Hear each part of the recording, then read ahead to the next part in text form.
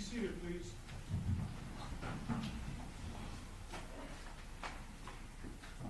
We are back on the record. Policy number 2020-0D0-261, State of Texas versus Patrick Crucius. We are in continuation of our status hearing, which was done yesterday. Mr.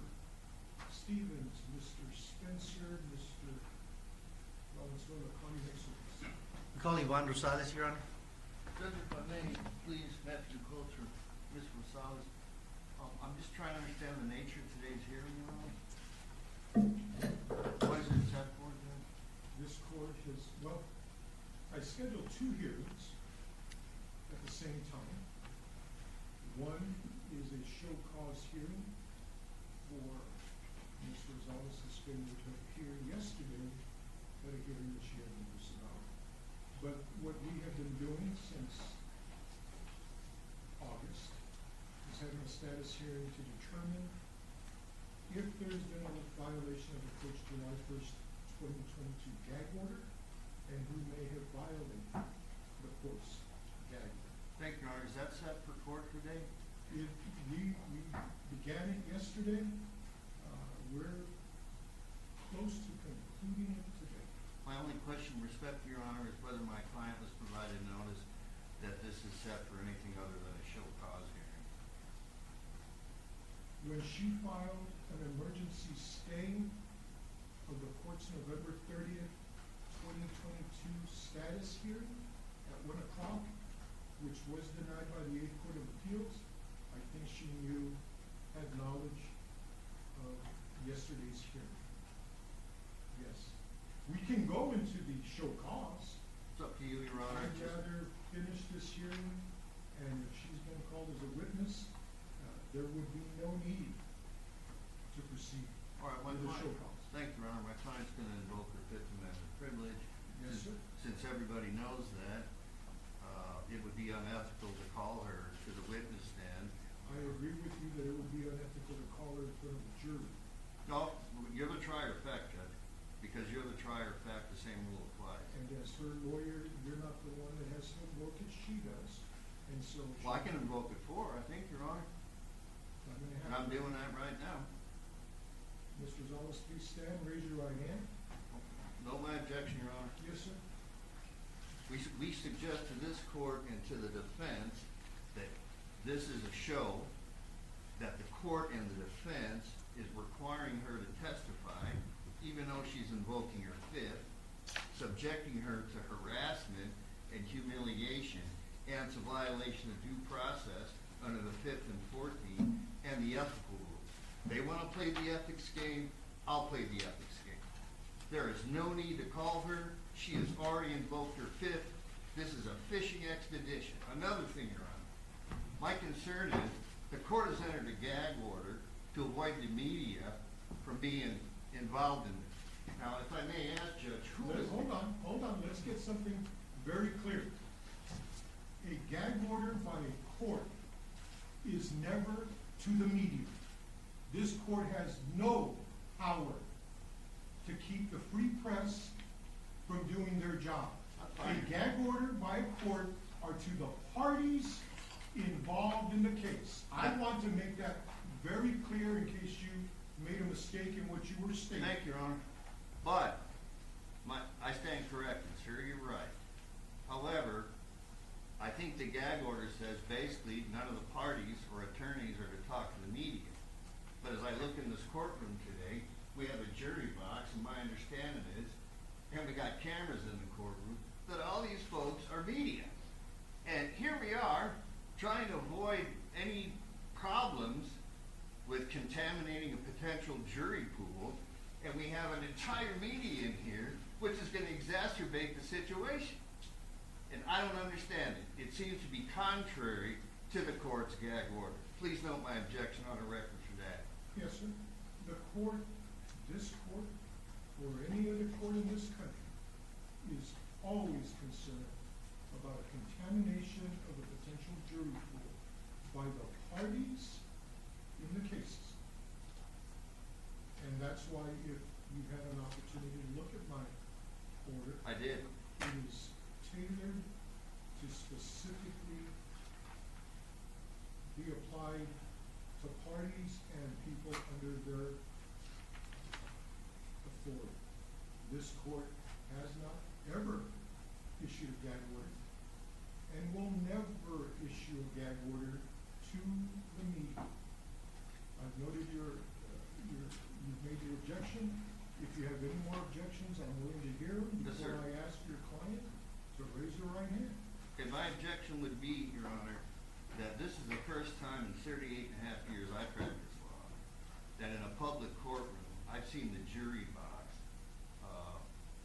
with nothing but media. I've never seen that in my life. And here we are in El Paso, Texas. Eventually, I think the public wants a trial in this case. I think the public wants a trial in this case. And we got 3 cameras in the courtroom, and we have 11 media representatives in the jury box. Now, it seems to be going in opposite directions. On the one hand, we're trying to keep the El Paso public with an open mind so that we can get a jury pool. Unless, of course, the defense wants to send it down to Van Horn or Sierra Blanca on a change of venue, or San Antonio, which they have the absolute right to do. I'd like to see that. But anyway, we have a jury box filled with the media, and I've never seen that in my life. And I think this just shows the prejudice against this individual.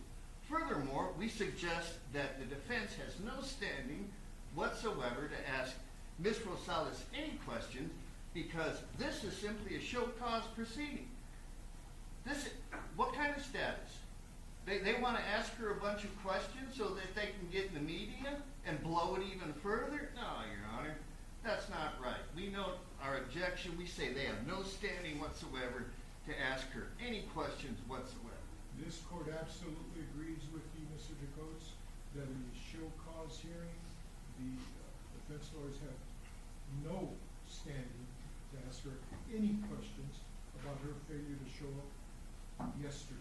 I've scheduled a show cause for 1 o'clock, and I've also continued the status hearing that I've been trying to have since August 18th. We suggest no notice on that.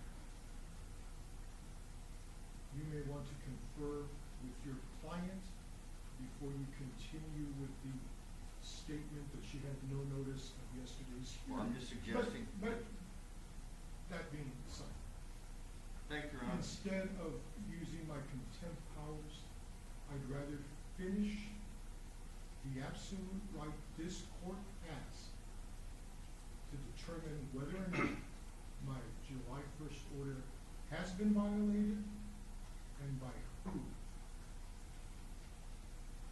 I will take this opportunity to defend my actions in allowing the media to be in the jury box, because when I began a July 1st hearing to enter my gag order, I was asked by the DA's office to allow their staff and at least 40 victims to be in attendance, and to allow the public to come into this court, especially in this case. I made sure that there would be more than enough room by putting the media in a separate area. You weren't here yesterday. No, sir, I went. That part of the public courtroom was absolutely full. And I cannot predict whether or not more people would be in attendance or show up today as they continue to come in. And so it was this court that's been accused of illegally putting the media where they have a right to be. I didn't say illegally, Your Honor. You didn't. No, I did not. You did not. No. The state of Texas, in their pleadings, since their recusal against me Don't know. have made, well, that's why I am Yes, sir. letting you know. Yes, sir. Have said I have illegally done this, and I am trying to explain to you why they are where they're at. Thank you. So that that public area can be accommodated. Thank you, Your Honor. Anything else you wish to say that you want me to either note or rule on? Only again, Your Honor, that Ms. Yvonne Rosales, at my advice, is invoking her Fifth Amendment privilege.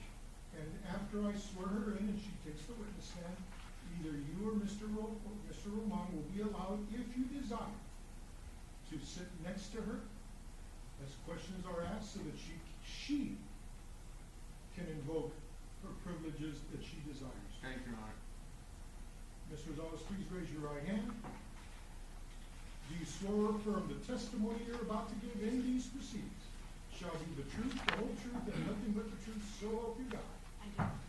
Please take the witness stand. Mr. DeCoach, you are free to sit with her too. I have a loud voice, Your Honor. If it's okay, Your Honor, I'll just sit here and keep on objecting. Yes, sir.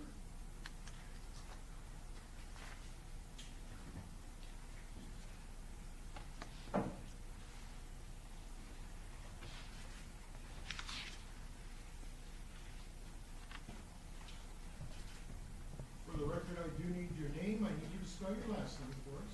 Yvonne Rosales, Rosales. Mr. Spencer. Thank you. And I'm advising my client not to answer any questions under the Fifth Amendment to the Federal Constitution, 14th Amendment, Article 1 of the Texas Constitution, and the Texas Code of Criminal Procedure, and all law under the sun. Yes, sir. Go on, Mr. May I proceed? Thank you. Mr. Salas, you, Roger Rodriguez, and Curtis Cox, Can object on the Fifth Amendment, Your Honor. Your Honor, may I please not be interrupted? Mr. Spencer, hold on. Mr. DeCoach, you and I have practiced together. Absolutely, Your Honor. Let him finish his question. Yes, sir. Thank you, Your Honor. Yes, sir. Your Honor, may I be seated next to the? Yes, sir. Thank you. And just for the record, I know Mr. DeCoach, I think said his name. Can you announce your name and your relationship in this case? Yes, sir. My name's Richard Roman, and I'm here on behalf of Madam DA Yvonne Rosales, along with Matthew DeCotes. Go ahead, Please support. next Thank you. to her if you choose. Thank you, Your Honor. Your Honor, we did not see entry of appearance filed by Mr. DeCote, but we have no objections for him appearing. Now, my appearance is my entry. May I proceed, Your Honor? Yes, sir. Thank you. Mr. Salas, you, Roger Rodriguez, and Curtis Cox caused to be sent an email to the State Department requesting that the Hoffman's U visa be suspended. Are you Is- done? is- I'm sorry. Go ahead, sir. Because the judge was investigating who had committed a fraud. Isn't that true? I'm objecting under the Fifth Amendment, Rules 8.4D and Rules 4.4 under the Texas Rules of Disciplinary Procedure. Ms. Rosales, answer the question or invoke a privilege that you believe you're entitled to. On the advice of counsel, I plead the Fifth Amendment and assert my constitutional rights to remain silent. Ms. Rosales, you, Curtis Cox, and Roger Rodriguez falsified emails to victims, filed false pleadings. In concert and in conspiracy, you perpetrated a fraud on the court and lied to the court on numerous times as a district attorney to advance your political gain with no regard whatsoever to the victim. Isn't that true? I'm going to object under the Fifth Amendment, Rule 8.4D and 4.4 in the Texas Rules of Disciplinary Conduct as applied to attorneys. Plus, he just asked about 10 questions in one, which is quite a compound question, sir. Ms. Rosales, please answer the question or invoke a privilege you believe you're entitled to. On the advice of legal counsel, I assert my Fifth Amendment right and under the Constitution to remain silent. Ms. Rosales, you conspired with Roger Rodriguez when he showed a gun to intimidate the Hoffman family by telling the family that he uses the gun to protect himself against the enemies and that he has snipers to protect himself from his enemies. Is I'm that going true? to object under the Fifth Amendment, Rules 8.4D, 4.4, under the Texas Rules of Disciplinary Conduct, and I'm suggesting to this court that these questions are being asked solely to intimidate, harass, and humiliate this individual, contrary to Texas law. That portion of your objection is overruled. Ms. Rosales, please answer the question or invoke a privilege you're entitled to. Under advice of counsel, I plead the Fifth Amendment and preserve my rights under the Constitution. Ms. Rosales, are you aware that the 12 pleadings filed by the state after July 1st, all filed by your administration, were filed with lies and misrepresentations on the Walmart case? I'm going to again object under the Fifth Amendment, Rule 8.4D and Rule 4.4, under the rules that govern ethics and attorneys, and I'm suggesting to this court and the Fifth Amendment, I'm suggesting to this court that this is nothing but a way to prejudice the District Attorney's Office and Ms. Rosales so that the defense can end up filing a motion to dismiss because they don't want to try this case before a jury. Ms. Rosales, please answer the question or avail yourself to the privilege you believe you're entitled to. Under the Fifth Amendment, I assert my rights to remain silent on the advice of counsel. Ms. Rosales, did you ever tell any of the victims of that Patrick Cruces has been trying to resolve this case before your administration and during your administration? I'm again objecting under the Fifth Amendment, Rule 8.4D and 4.4 of the rules that govern attorneys, that this is simply this particular attorney's attempt to harass, embarrass, and humiliate this witness, which I expect a lot more from, and that this is, in my view, this is an ethics violation and a violation of due process of law under the 14th Amendment. Mr. DeCoates, Sir. I have known you in all my career as the gentleman lawyer that you are. I encourage you to make objections, but I will not tolerate sidebar remarks or attacks on opposing counsel. I'm not trying to do that, Judge. I'm just saying. Thank you, Your Honor. Ms. Rosales, please answer the question or avail yourself to the privilege you believe you're entitled to. On the advice of counsel, I assert my Fifth Amendment right and preserve my rights under the Constitution to remain silent. Mr. Spencer, it's almost becoming clear that this will be a continued invocation, so pick your best 4 questions you wish to ask, and if this continues in this line, the court is going to stop the question.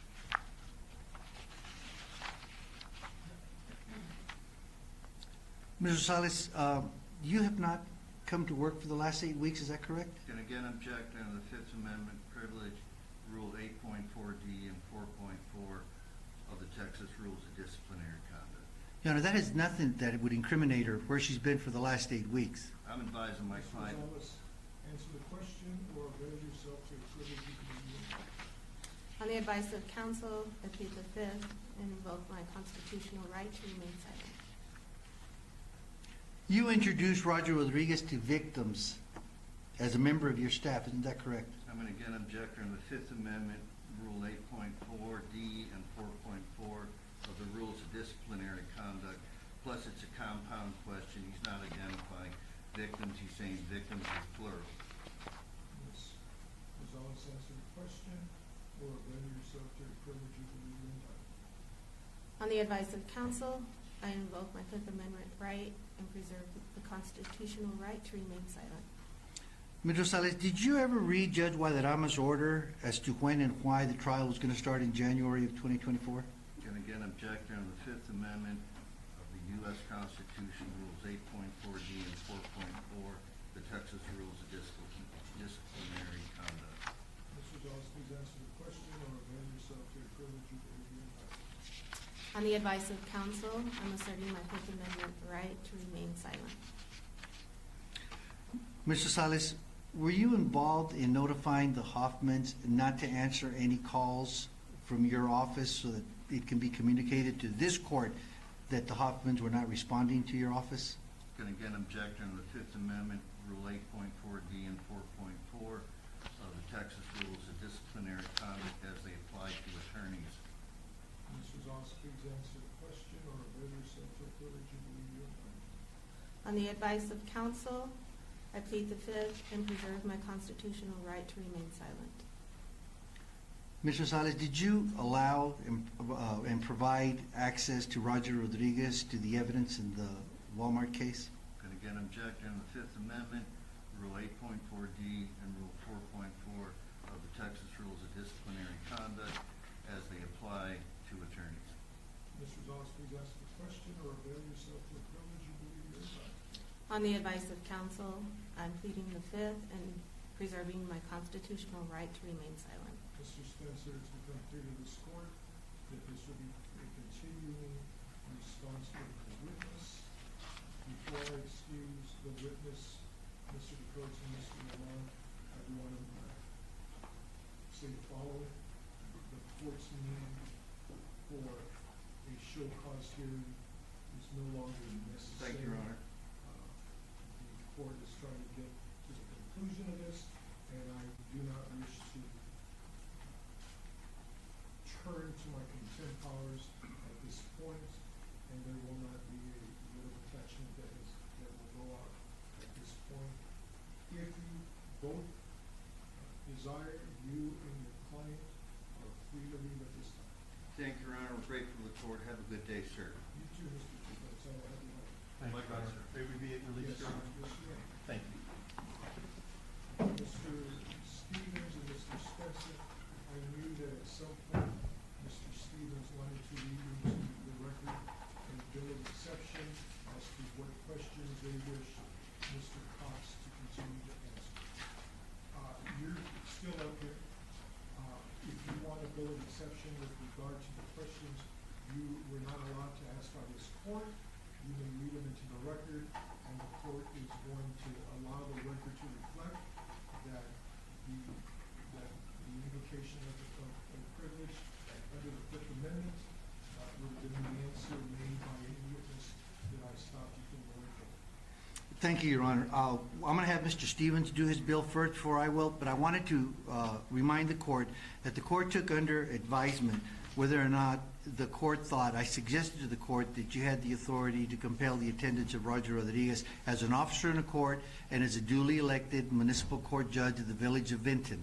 And I'm asking the court if the court has now reconsidered its authority to compel the attendance of Mr. Rodriguez, who has absconded from the jurisdiction of this court very much like Mr. Rosales did earlier. Mr. Spencer, I had a hard enough time letting people hear that I knew I had authority over. I do not believe I have the authority to order a person that is not officially known as a party to these proceedings, and I understand your attempt through the witnesses yesterday to use the subpoena process.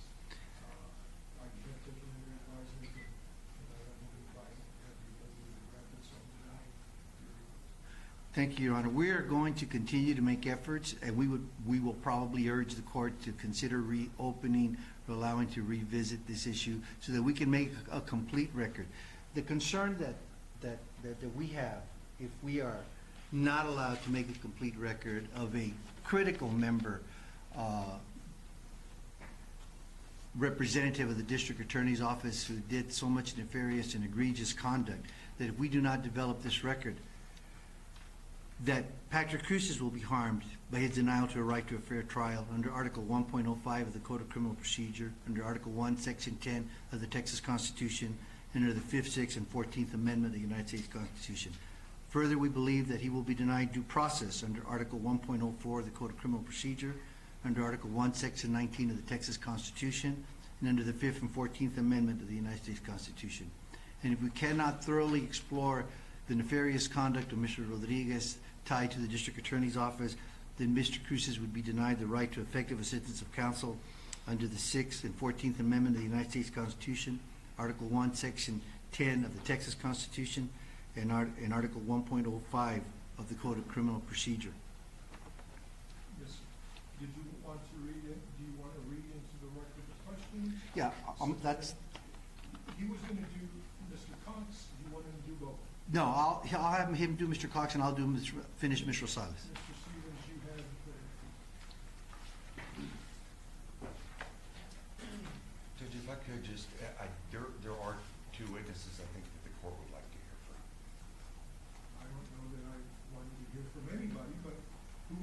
Well, Since you believe we still need to. The guard admitted she made a mistake yesterday.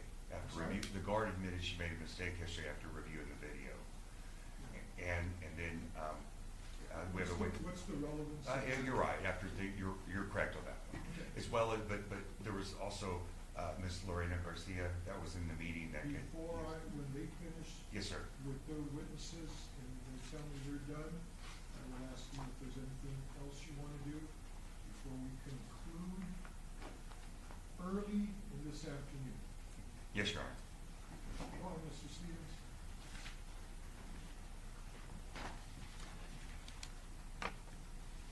Your Honor, these are, as the court has noted, these are the questions that we would have asked Mr. Cox and that we, with all due respect, felt like we were entitled to ask, but now we would like to make them a part of the record in the way of a bill of exception and offer of proof.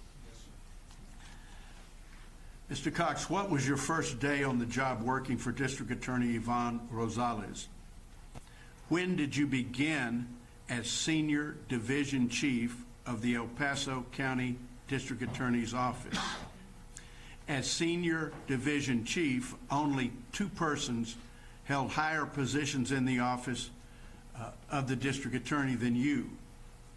That would be District Attorney Rosales and her first assistant, George Alhana. Is that correct? And then it would be you. You know that DA Rosales has repeatedly evaded service for the... I'll forego that question, Your Honor.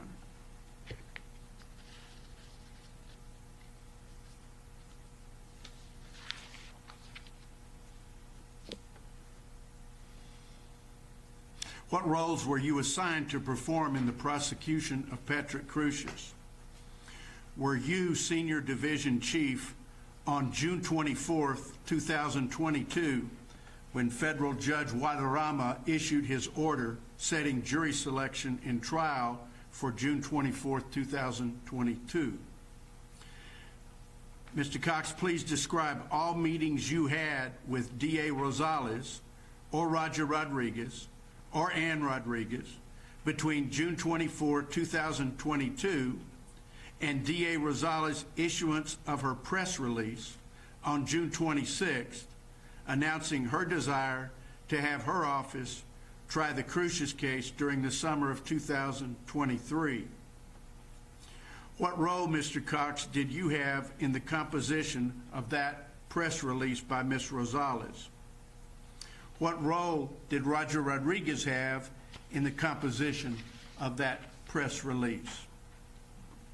When did the DA's office first obtain contact information for Rosa Maria Valdez Garcia, Thomas Hoffman, and Alex Hoffman? Mr. Cox, please name each person in the DA's office who had contact with any member of the Hoffman family prior to the status hearing in Judge Medrano's court on July 1, 2022. Mr. Cox, how long have you known Rogelio Roger Rodriguez, the municipal judge for the village of Vinton, Texas? Mr. Cox, what is your opinion of Mr. Rodriguez's character for honesty and truth-telling? Mr. Cox, in your opinion, is Mr. Rodriguez a person who should be believed under oath in a court of law? Mr. Cox, you know that Roger Rodriguez has repeatedly evaded service of a lawfully issued subpoena requiring him to appear in this court on November 30th, 2022 and to give truthful testimony concerning a violation of the gag order issued on July 1, 2022. What conversations, Mr. Cox, have you had with Mr. Rodriguez about efforts to subpoena you and him to appear on November 30th, 2022? What agreements have you and Rodriguez made to avoid giving truthful testimony at the hearing on November 30th, 2022? What reasons, Mr. Cox, has Rodriguez given to you why he will not appear on November 30th, 2022, to give truthful testimony in response to a lawful subpoena. What do you know, Mr. Cox, about where Roger and Ann Rodriguez have been hiding out since November 2nd, 2022? Are you willing to assist the court, Mr. Cox, in having Roger and Ann Rodriguez appear to give truthful testimony on November 30th, 2022? Mr. Cox, when did you first communicate with Roger Rodriguez about assisting your office in the Crucius case? Describe the responsibilities you or the District Attorney Rosales have delegated to Roger and Ann Rodriguez in the Crucius case since January 1st, 2021. How much have Roger and Ann Rodriguez been paid for their assistance to the El Paso County District Attorney's Office in the Crucius case? If Roger and Ann Rodriguez held no employment positions with the El Paso County District Attorney's Office on July 1, 2022, why did DA Rosales introduce them to the Hoffman family that day as members of her staff? Would you agree, Mr. Cox, that DA Rosales misrepresented the employment status of Roger and Ann Rodriguez on July 1st, 2022, when she spoke to the victims and the family members? When, Mr. Cox, did you last communicate with Roger Rodriguez, either in person, by phone, email, text, or otherwise? Where, Mr. Cox, did you last see Roger Rodriguez? You know Roger and Ann Rodriguez met with the families in the DA conference room on July 1, 2022, following the status hearing that day. Do you not, Mr. Cox? You know that they were introduced by DA Rosales at that meeting as members of her staff. You know they met with Rosa Maria Valdez Garcia and Thomas Hoffman that day in the DA conference room. And you know that Mr. Rodriguez obtained their phone numbers and their contact informations. You know also that Mr. Rodriguez was in constant contact with the Hoffman family during the months of July and August 2022. What do you know about the meeting between Rodriguez and the Hoffmans on July 1, 2022 at the District Attorney's Office? What do you know about the meeting of those people on July 5th, 2022?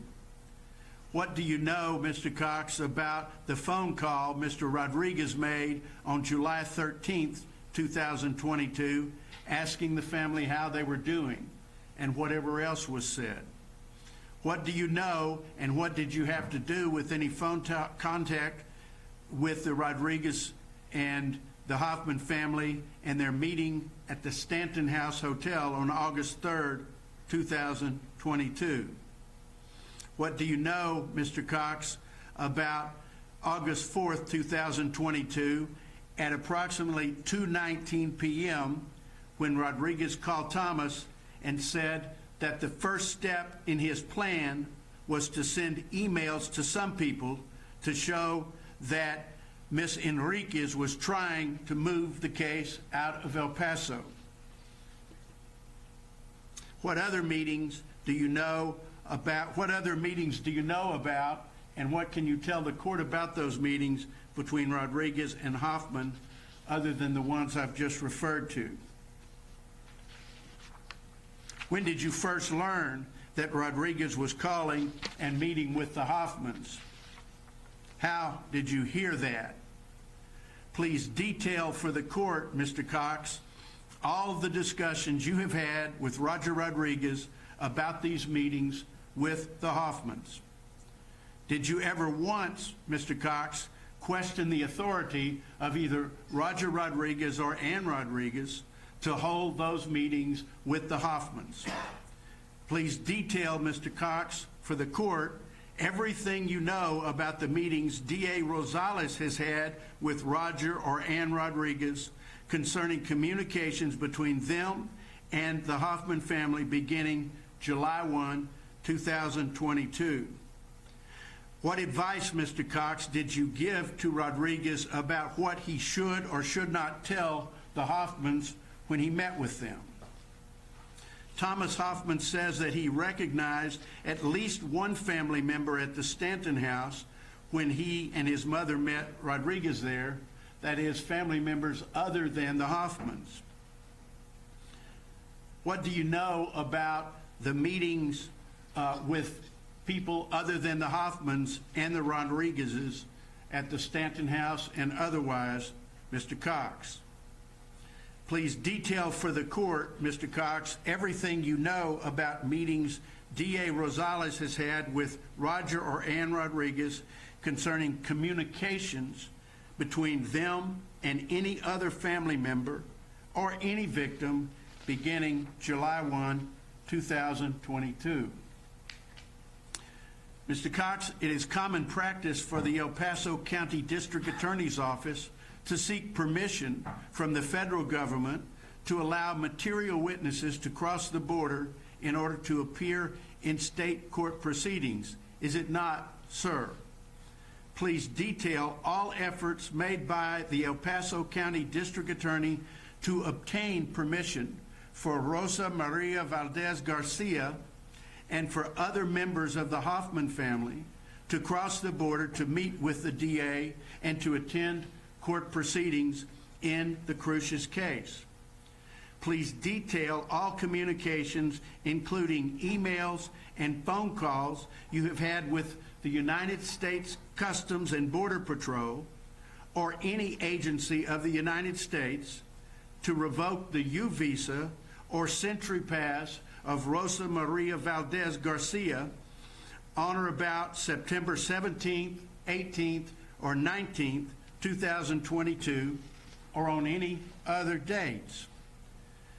Please, Mr. Cox, tell the court about any conversations you have had with District Attorney Rosales or Roger Rodriguez about seeking the revocation of U visas or Century Passes of Ms.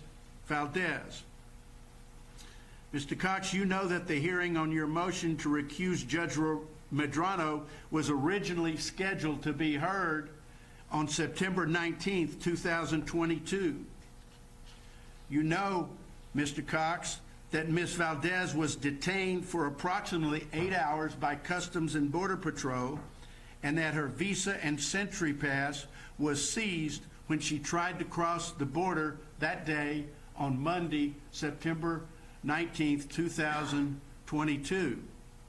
Why did the El Paso District Attorney's Office not want Ms. Valdez to cross the border on September 19th, 2022? Tell the court, Mr. Cox, about any other family members or victims in the Cruces case whose visa or Century Passes you, Rosales, or Rodriguez have tried to have revoked. Mr. Cox, you wrote on page 13 of your motion to recuse Judge Medrano this: on August 4th, 2022, multiple local media outlets received an email originating from an email account linked to Rosa Maria Valdez, mother of the biological children of Walmart shooting victim Alexander Hoffman. Do you recall writing that on page 13 of your motion? You know now that Thomas Hoffman and Rosa Maria Valdez Garcia deny that they wrote that email on August the 4th. You have read the translated transcriptions, exhibits 9, 10, and 11, that were attached to the report of the ad litem in this case, have you not, Mr. Cox? Those exhibits written by the Hoffman family say that the email of August 4th, 2022 was in fact written by Roger and Ann Rodriguez, and that the Rodriguezes signed Alexander Hoffman's name to that email, and that the Rodriguezes wrote it on Miss Valdez's phone. You know also that the Rodriguezes sent the emails, not the Hoffmans, and you know that the Hoffmans had no knowledge whatsoever of the content of the email sent by the Rodriguezes before it was sent? Do you know, Mr. Cox, that the email was sent to a distribution list of various recipients, a distribution list that is identical, perfectly identical, to the distribution list used by the El Paso County District Attorney's Office when it makes distributions to local media? What role, Mr. Cox, did you play in the decision to have Roger and Ann Rodriguez compose a false email and to fraudulently send it on another person's phone, knowing that it would be distributed to the media and then to the public? What role, Mr. Cox, did District Attorney Rosales play in the composition and sending of this fraudulent email? Who else, Mr. Cox, in the District Attorney's Office, besides yourself and DA Rosales, were responsible for assisting Roger and Ann Rodriguez to violate the court's gag order on July 1, 2022? Mr. Cox, you have seen the email dated August 23, 2022, allegedly written by an attorney in Juarez, Mexico, claiming that he represented the Hoffmans and that they rejected the representation of Justin Underwood. Mr. Cox, you know that that attorney's name is allegedly Jose Morales, do you not? Mr. Cox, you filed state's response to ad litem report on October 11, 2022, attaching an affidavit purportedly drafted and signed by Jose Morales. How, sir, did you obtain that affidavit that you attached to your pleading of October 11th? Did Roger Rodriguez deliver it to you? Have you ever met, sir, Jose Morales? What, Mr. Cox, did you or anyone in the District Attorney's Office do to confirm the veracity of this affidavit allegedly composed by allegedly an attorney, Jose Morales? Did you, Mr. Cox, personally interview Jose Morales before attaching this email to your pleading? What role did you play in preparing this affidavit, Mr. Cox? If so, what did you ask Morales to confirm? What did you do to ask Mr. Morales to confirm the truth of the allegations that were made in that affidavit that you attached to your pleading? Did Roger Rodriguez attend your interview, if you had one, with Mr. Morales?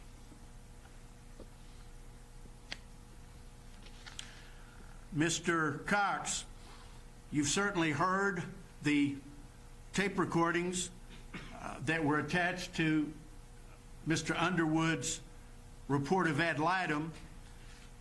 The tape recording of August 31st, 2022, from reflecting the conversation between Roger Rodriguez and Thomas Hoffman on that day. Rodriguez says this: "What I wanted to tell you is that what was done the other day was really good." Do you remember reading that, Mr. Cox? To clarify, Mr. Rodriguez stated, "You know what was done in Juarez." Mr. Cox, is Mr. Rodriguez's statement a reference to the false email that Rodriguez sent on August 23rd, some 8 days previously, from Juarez, Mexico, claiming that Morales was Hoffman's lawyer? Mr. Cox, you attended and participated in the hearing on the motion that you filed to recuse Judge Medrano. That hearing was held on September 27, 2022. Were you and Roger Rodriguez physically present in the same room during at least part of that motion to recuse hearing? Were you, Mr. Cox, in communication with Rodriguez by Zoom during that hearing? What advice, Mr. Cox, did Roger Rodriguez give you during the hearing to recuse the judge. Mr. Cox, was Rodriguez also communicating with District Attorney Rosales and other members of the District Attorney's Office during the recusal hearing on September 27, 2022? Why, Mr. Cox, was it necessary for your office to communicate with Roger Rodriguez during this recusal hearing? Did you tell the truth, Mr. Cox, when asked about Rodriguez's presence during the recusal hearing and when you said he was not present? Do you continue to deny, Mr. Cox, having any sort of communication with Rogelio Rodriguez during the Zoom hearing, recusal hearing on September 27th? Mr. Cox, in August 2022, you were employed as Senior Division Chief in the El Paso County District Attorney's Office, were you not? One of the persons you supervised was John Briggs, correct? Mr. Cox, was Briggs then in charge of the Crucius prosecution? Mr. Cox, on Thursday, August 18th, 2022, did you present to Assistant District Attorney John Briggs and ask him to sign an affidavit? Mr. Cox, did that affidavit that you presented and asked Mr. Briggs to sign, did it state, did you ask Mr. Briggs to sign an affidavit that he had not given the Hoffman family advice about whether the gag order of July 1 applied to the Hoffmans? Mr. Briggs refused to sign the affidavit you presented to him on August 18, 2022, did he not, Mr. Cox? Mr. Briggs told you at the time he refused to sign the affidavit that the August 4th email sounded to him, to John Briggs, like they came from our office, like it came from Roger Rodriguez. You knew that Judge Medrano was interested in getting to the bottom of the gag order violation and in connection with the August 4th email, did you not, Mr. Cox? At that time, on August 18th, 2022, there was a status hearing scheduled for that very day. Now, on August 17th, the day before, you filed a sworn motion to continue the status hearing, telling the court that the state had not yet, at that time, August 17th, succeeded in making contact with the 3 Hoffman family members. Judge Medrano granted your motion to continue. And your motion to continue was a sworn pleading, was it not? You stated so under oath. Mr. Cox, was that a true statement you made in your sworn motion for continuance presented to Judge Medrano on August 17th, 2022, that your office had not yet made contact with the Hoffman family?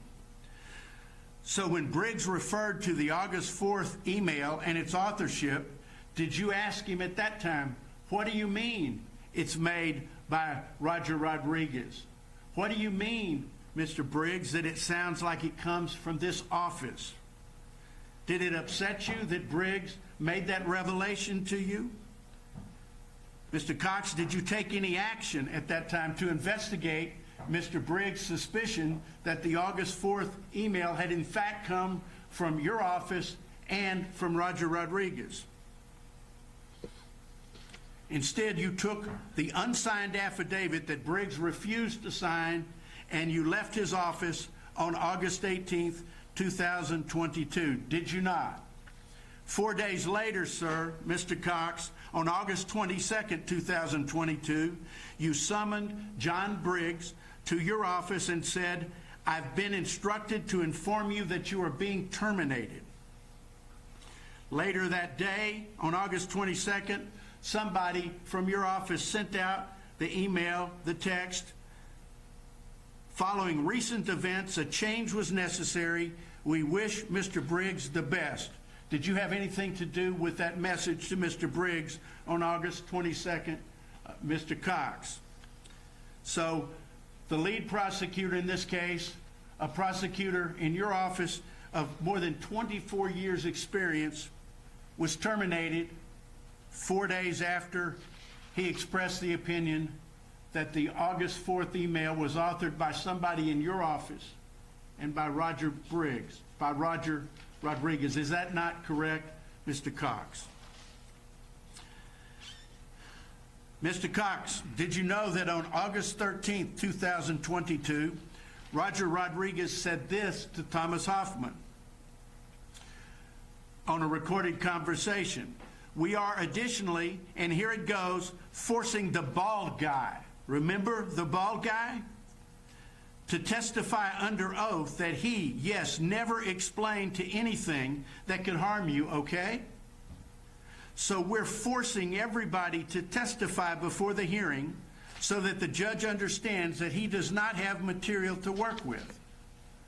By the way, Mr. Briggs, Mr. Cox, you understand, you remember that, and you would know that Mr. John Briggs was the bald guy referred to by Roger Rodriguez in that recording on August 13th. He went on to say the judge has nothing, zero. I'm talking about Rodriguez, Mr. Cox. And Rodriguez said, and what will happen after that is an attack against the judge. It's coming. On August 13th, when Rodriguez had this conversation with Mr. Hoffman, there was a status conference scheduled in this court to explore the violation of the gag order. Was there not, Mr. Cox? What part did you and District Attorney Rosales play in Rodriguez's plan to force Briggs to testify, as Mr. Rodriguez said in the recorded conversation, to force Briggs to testify that he had not properly explained the gag order to the Hoffmans? You, Mr. Cox, were going to handle the status conference, the status hearing on August 18th, not Rodriguez, not Roger Rodriguez. Is that correct? Will you admit then, Mr. Cox, that you and Rodriguez were working together at least as early as August 13th, 2022, to try to force John Briggs to testify falsely that he had not given advice to the Hoffmans on July 1, 2022 about the applicability of the gag order to them? Why, Mr. Cox, would you and District Attorney Rosales have wanted the Hoffmans to believe falsely that the gag order did not apply to them? You were the Assistant District Attorney Scott Ferguson's supervisor in the DA's office on August 16, 2022. Were you not, Mr. Cox? On that day, August 16, 2022, Assistant District Attorney Ferguson filed the state's supplemental notice regarding the court's inquiry, claiming the District Attorney's office searched records and found no statements to the DA or to law enforcement made by the Hoffmans. The defense responded, Mr. Cruz's defense lawyers responded the very next day on August 17th, pointing out that in fact the Hoffmans had given statements to law enforcement in the presence of the District Attorney's office, contrary to that motion filed by your office. Additionally, sir, the state's first list of potential witnesses filed just 6 days earlier listed Rosa Maria Valdez Garcia, Thomas Hoffman, and Alexander Hoffman as witnesses for the state of Texas in the Cruz's case. What, Mr. Cox, was your involvement in the filing of that motion on August 16th? What was DA Rosales' involvement in the filing of that motion? What efforts, Mr. Cox, did you take after August 17th to correct the misinformation given by the motion of August 16th? Why, sir, was that motion filed in the first place? In other words, what legal effect did you believe that motion had in a court of law? Mr. Cox, I'll refer you to a conversation that's recorded by Mr. Hoffman between he and Roger Rodriguez. in which Rodriguez said this to Mr. Hoffman: "You will be getting a call at noon on Monday, okay? And the call is going to be from the prosecutors to see if they were able to contact you." Mr. Rodriguez told Mr. Hoffman, "You will not answer those calls. And if for any reason you end up answering, hang up right away. They are going to make it, and they are expecting that no one will answer, okay?" Who, Mr. Cox, did Mr. Rodriguez mean when he referred to they? So that they, Mr. Rodriguez goes on, so that they can tell the judge that there was no communication, that due to all of the violence in Mexico, right now the calls are not going through, the technology is too cheap in Mexico, whatever. Mr. Rodriguez goes on, but he is asking DA Rosales to send to you. As you know, emails get lost daily. Do you understand? That's Mr. Rodriguez talking to Mr. Hoffman. Mr. Rodriguez goes on. That's how it's going to be. She is going to send it as a courtesy, and you won't respond. And she will say, "Your Honor, the communication is really hard right now in Mexico due to the pandemic." Who was she, Mr. Cox? Was that District Attorney Rosales who was going to say to the court that she had sent a courtesy email to you? The communication in Mexico is really difficult right now due to the pandemic, and that emails get lost? Mr. Rodriguez goes on to say, "I'm telling you that my recommendation to you is that you not show up to that hearing. If you want to come, but know right now, I know that the judge really wants a piece of you, in particular your mother." Mr. Cox, do you have any idea who in the district attorney's office suggested to him, to Rodriguez, that this judge wanted a piece of Thomas Hoffman, the victim in this case, and a piece of his mother, his 70-year-old mother? Who said that, Mr. Cox? Mr. Rodriguez goes on, "But I'll make it easier for you. I mean, I'm not asking anything of you. I'm just telling you, you know, I don't think that hearing will take place." How, Mr. Cox, did Roger Rodriguez have any reason to believe that that hearing that was scheduled would not take place as it was scheduled? Rodriguez goes on to say, "Because before that hearing takes place, Thomas, the prosecutor is going to ask that the judge be removed." And Mr. Cox, isn't that exactly what happened? Before the status hearing that has originally been scheduled for August 18th, 2022, that status hearing was canceled and continued. Because before that hearing, before the hearing that was rescheduled from August 18th, your office and you yourself filed a motion to recuse Judge Medrano, and that forced the hearing to be postponed once again. Correct, Mr. Cox? Mr. Cox, Rodriguez told Thomas Hoffman on August 31st, "That's perfectly fine, Thomas. I'm just telling you. Just want you to know that the judge is going to set a hearing for 2 weeks from now." That's 2 weeks, Mr. Cox, from August 31st, 2022. That's why I was calling, okay? Rodriguez goes on to say, "I'm telling you that my recommendation to you is that you not show up to that hearing. If you want to come, but I know right now that the judge really wants a piece of you, particularly your mother. You don't know how to protect yourself at this time," Rodriguez says, "but I'll make it easier for you. I mean, I'm not asking anything. I'm just telling you. I don't think that hearing will take place." And when they removed the judge, Thomas, when they succeed in taking this monster away who has taken your family so much, I want you to think of me. Rodriguez goes on to tell Hoffman, I'm telling you that the judge will be removed.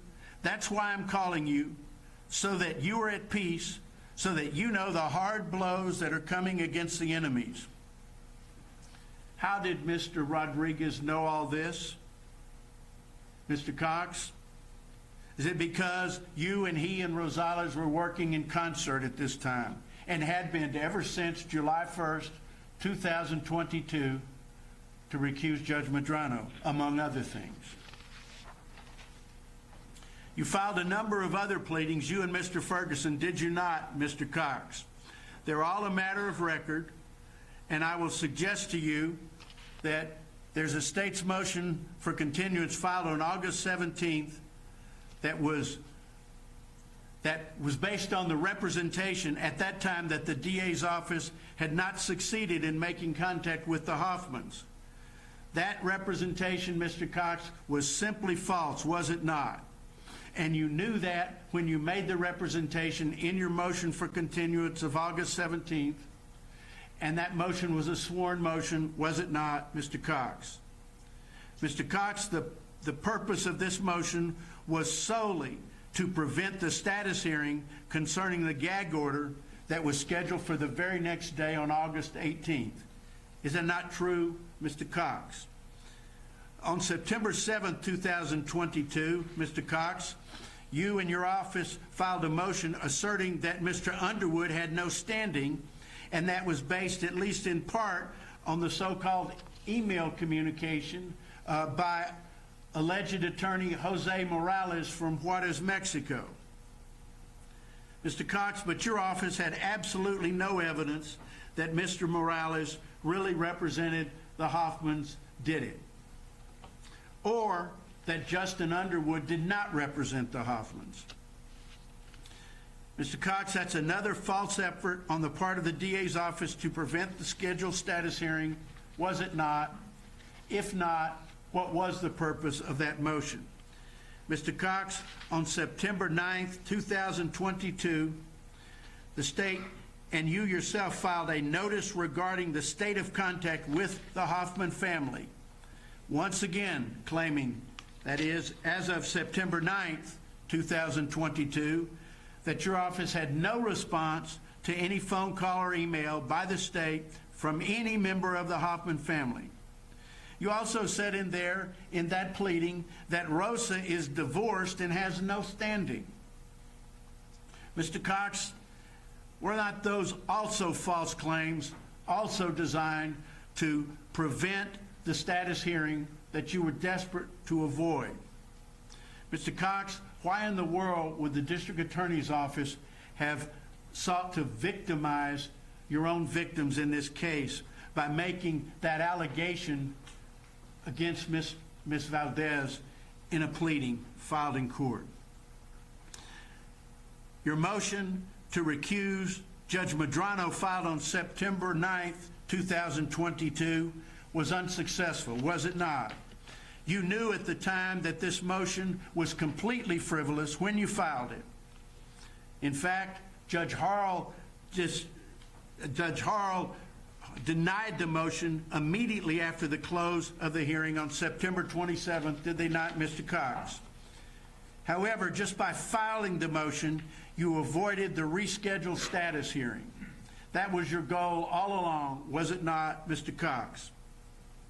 Similarly, you filed motions, and I'm just going to make general reference to a motion filed on September 14th to vacate as impermissibly vague the order appointing Justin Underwood, another completely frivolous motion, was it not, Mr. Cox? A motion designed solely to prevent the scheduled status hearing. I will also refer, Mr. Cox, just generally to motions filed on September 16th, September 20th, October 11th, November 7th, November 15th, 2022, and August 16, 2022. Mr. Cox, those are all motions you will remember that were filed either under your name or Scott Ferguson's name. Can you give the court at this time any reason for filing those motions? Mr. Cox, I refer you to the transcribed testimony, the transcribed recording between Roger Rodriguez and Mr. Hoffman, in which he said that on August 13th, that people at a very high level are about to level accusations against the judge. It is not advisable that I tell you who it is and how, but I have talked about it with your mother. Mr. Cox, since Mr. Rodriguez still remains a fugitive, do you have any explanation for that, and can you enlighten the court in any way on who those people at very high levels were about to level accusations against the judge? And how, Mr. Cox, would Roger Rodriguez have known about this on August 13th, 2022? In the same recording, Roger Rodriguez makes allegations that the judge is corrupt, a racist, and a thug, and that we are looking into the possibility of issuing an arrest warrant against the judge. Mr. Cox, did you give this legal advice to Roger Rodriguez prior to August 13th, 2022, that there was some authority for issuing an arrest warrant against Judge Medrano? Mr. Cox, Rodriguez claims to have been a close friend of D.A. Rosales. Is that consistent with your knowledge of the representation between Roger Rodriguez and D.A. Rosales? Mr. Rodriguez also made the statement in one of the recordings, the prosecutor has great affection for you. The prosecutor and I are close friends. And he said, by the way, is that, again, consistent with your understanding, Mr. Cox? And I can't comment, Mr. Rodriguez says, I can't comment any more on that because I run the risk for that to come out in a call. Mr. Rodriguez went on to say, don't be bothering me about the prosecutor and I being close friends. It is better to tread safely. Who, if you know, Mr. Cox, was Mr. Rodriguez worried about discovering that he and Yvonne Rosales were close friends? Mr. Rodriguez went on to say in a recorded conversation, there is a possibility they will appoint me because if I succeed in being put in charge of this case, I will get rid of corrupt people. Mr. Cox, I again ask you, are you aware of any legal authority for the suggestion that a capital murder case could be assigned to a municipal judge for the city of Vinton, the village, of Vinton, Texas? Mr. Cox, Roger Rodriguez said in a recorded conversation on August 13th between he and Thomas Hoffman that he had access to the evidence. What access, Mr. Cox, was Roger Rodriguez given by the district attorney or any other authority to look at evidence in the district attorney's file or any sort of evidence in the Crucius case? Mr. Cox, did you give Roger Rodriguez access to that information? What explanation, Mr. Cox, if any, do you have for the things that Rodriguez claimed that he had access to in the recorded conversations and the things that he told the Hoffman family about the evidence in this case? Those are the questions that I would have asked had I been given the opportunity, Your Honor. And we now, after the court has heard those conversations, those questions, and I appreciate the court patiently listening to them, we request the opportunity to recall to recall Curtis Cox and ask him each one of those questions. Mr. Spencer, before we begin with your bill of exception, we're going to take a break to go